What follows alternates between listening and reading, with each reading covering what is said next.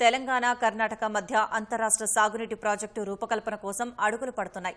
గద్వాల నియోజకవర్గంలో మెట్ట ప్రాంతాల సాగునీటి కోసం ఉద్దేశించిన గట్టు ఎత్తిపోతల పథకాన్ని మార్చి 2 రాష్ట్రాల ప్రయోజనానికి 15 టీఎంసీల సామర్థ్యంతో కొత్త ప్రాజెక్టు నిర్మాణానికి ప్రతిపాదనలు సిద్దమవుతున్నాయి. ప్రాజెక్టు సాధ్యాసాధ్యాలపై ఇరు రాష్ట్రాల మధ్య చర్చలు సాగుతున్నాయి. ఈ మేరకు రేపు నీటిపారుదల శాఖ మంత్రి ఉత్తమ్ కుమార్ రెడ్డి గట్టు ఎత్తిపోతల పథకాన్ని క్షేత్రస్థాయిలో పరిశీలించనున్నారు. జోగులాంబ గద్వాల జిల్లా గద్వాల నియోజకవర్గంలోని మెట్ట ప్రాంతాలకు సాగునీరు అందించేందుకు ఉద్దేశించిన గట్టు ఎత్తిపోతల పథకాన్ని విస్తరించి అంతర్రాష్ట్ర ప్రాజెక్టుగా చేపట్టేందుకు ప్రభుత్వం వ్యూహాలు రచిస్తోంది. కర్ణాటక, తెలంగాణ 2 రాష్ట్రాలకు ప్రయోజనం చేకూరే విధంగా కొత్త ప్రాజెక్టును చేపట్టాలని భావిస్తోంది.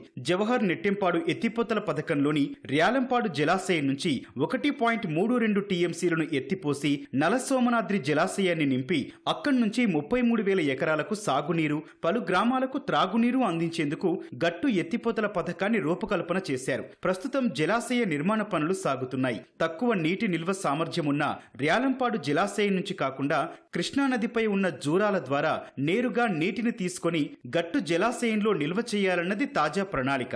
ఇందుకు జలాశయం సామర్థ్యాన్ని 15 టీఎంసీలకు పెంచాల్సి ఉంటుంది. ఎత్తిపోతల సామర్థ్యాన్ని కూడా పెంచి వరదల సమయంలో నీటిని తరలించాల్సి ఉంటుంది. దీనికి 2,000 కోట్ల వరకు వ్యయమవుతుందని అంచనా.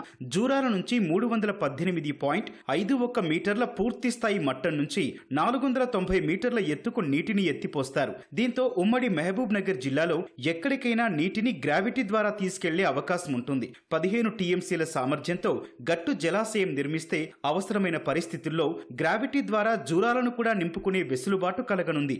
మరోవైపు కర్ణాటకలో ఆలమట్టి జలాశయం ఎత్తు పెంచుకునేందుకు కర్ణాటక సిద్ధమవుతోంది. అదే జరిగితే భవిష్యత్తులో దిగువకు విడుదల చేసే కృష్ణా జలాలపై ప్రభావం పడుతుంది. కర్ణాటకతో గట్టు ఎత్తిపోతలను పంచుకోవడం ద్వారా దిగువకు నీటి విడుదలకు ఆ రాష్ట్రం స్వతహాగానే సిద్ధపడాల్సి వస్తుందనేది అధికారుల వ్యూహంగా ఉంది. గట్టు జలాశయం నుంచి కర్ణాటకలోని రాయచూర్ జిల్లాలో 1,00,000 ఎకరాల వరకు ఆయకట్టుకు 40 గ్రామాలకు గ్రావిటీ ద్వారా తాగునీటిని అందించడానికి అవకాశం ఉంటుంది. ముఖ్యంగా గట్టు 1.3 టీఎంసీతో నిర్మాణంలో ఉంది. ఆ నిర్మాణంలో ఉన్న దాన్ని మాకు 35,000 ఎకరాలు మాత్రమే ఉంది. ఆ 35,000 ఎకరాల కారణకి మాకు 15 టీఎంసీ చేసుకోగలిగితే ముఖ్యమంత్రి గారు మళ్ళా ఇక్కడ మన మామూలు ఉమ్మడి జిల్లా వాసి కనుక మళ్ళీ ఈ ప్రాంత అభివృద్ధి కొరికి తాను కూడా నేను కూడా కట్టుబడి ఉంటా అభివృద్ధి కొరకు అని చెప్పడం జరిగింది. అదేవిధంగా గట్టి ఎత్తిపోతల పథకాన్ని 15 టీఎంసీలు మనం ఎన్హాన్స్మెంట్ చేసుకోగలిగితే మనం బార్డర్లో ఉన్నాం. కర్ణాటకకి 1,00,000 ఎకరాలకి అడిషనల్గా మనం నీళ్ళు ఇచ్చే అవకాశం ఉంటుంది. దానివల్ల 2 రాష్ట్రాల మధ్య స్నేహపూర్వ వాతావరణం ఉంటుంది. 2 రాష్ట్రాల మధ్య మంచి స్నేహపూర్వ వాతావరణం ఈ ప్రాజెక్ట్ ద్వారా ఏర్పడితే మనకి ఎప్పుడు కావాలన్నా ఒక 10 టీఎంసీలు మనకి అడిషనల్గా ఇచ్చే అవకాశం ఉంటుంది. ప్రాజెక్టు నిర్మాణానికి కర్ణాటక సైతం సానుకూలంగా స్పందిస్తుందని భావిస్తున్నారు. 2 రాష్ట్రాల్లో కాంగ్రెస్ అధికారంలో ఉండడంతో కలిసి పనిచేసేందుకు అవకాశాలు ఎక్కువగా ఉన్నాయి. అందుకే గట్టు ఎత్తిపోతల పథకాన్ని అంతర్రాష్ట్ర ప్రాజెక్టుగా చేపట్టేందుకు ఇదే మంచి సమయంగా భావిస్తున్నారు. నిర్మాణంపై సర్వేకు 2 రాష్ట్రాలు నిర్ణయించినట్లు తెలుస్తోంది.